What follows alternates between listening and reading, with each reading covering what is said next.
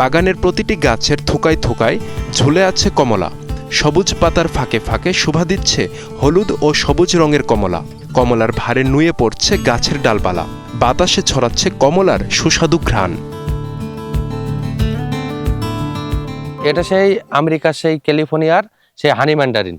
এটা সবার অ্যাডভান্স, যত কমলা আছে বাংলাদেশে সবার আগে এই জাতটা পাকে। এটা অত্যন্ত টেস্টি একটা কমলা। এটা 2 বছর 1 মাস বয়স। প্রতিটা গাছেই এরকম 30-40 কেজি করে ফল ধরে আছে।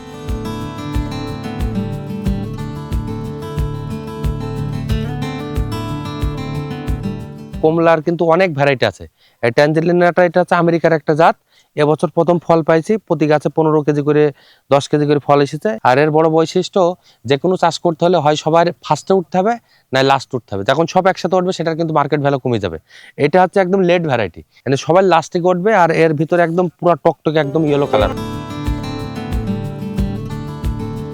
এটা হচ্ছে জর্ডানের একটা ভ্যারাইটি। এটা হচ্ছে আবু ইউসুফি কমলা। এটা হচ্ছে 2 বছর 1 মাস বয়স। এটাকে পাতা ছাড়া ফল আছে। এগুলো মনে হচ্ছে যে পাতার কালার ফলের কালার একরকম বলে বোঝা যাচ্ছে না, কিন্তু এটা অত্যন্ত একটা টেস্টি একটা কমলা। আমি এবছর আশা করছি যে এই 2 বছর 1 মাস বয়সে এই প্রতিটা গাছই ওরকম 30 কেজি 40 কেজি করে ফল ধরে আছে।